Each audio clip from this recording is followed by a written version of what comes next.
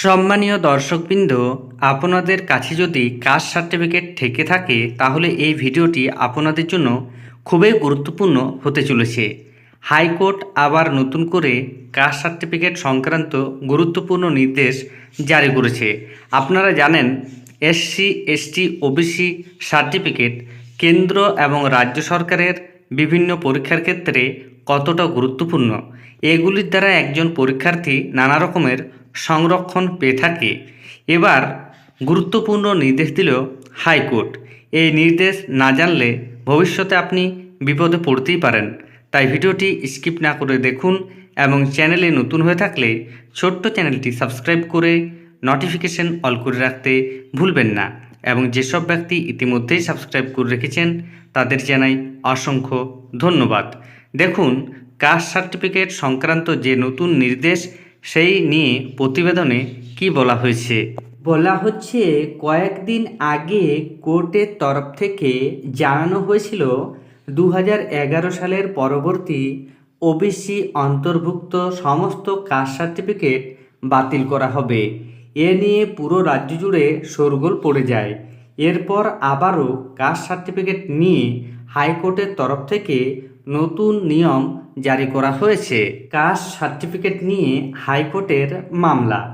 একজন ব্যক্তি যদি বিভিন্ন কর্মসূত্রে অন্য রাজ্যে স্থানান্তরিত হয় তাহলে আগের রাজ্যের কাস্ট সার্টিফিকেটটি ওই রাজ্যে গ্রাহ্য করা হবে না।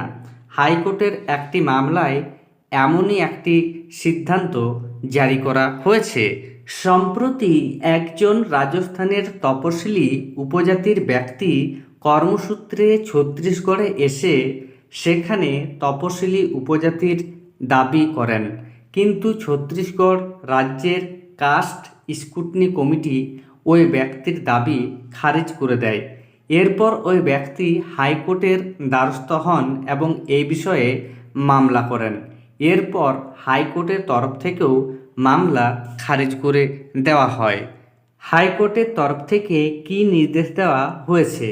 কোনো ব্যক্তি যদি এক রাজ্য থেকে অন্য রাজ্যে যায় তাহলে আগে যে রাজ্যে বসবাস করত সেই রাজ্যের কাস্ট সার্টিফিকেটটি অন্য রাজ্যে গ্রাহ্য হবে না।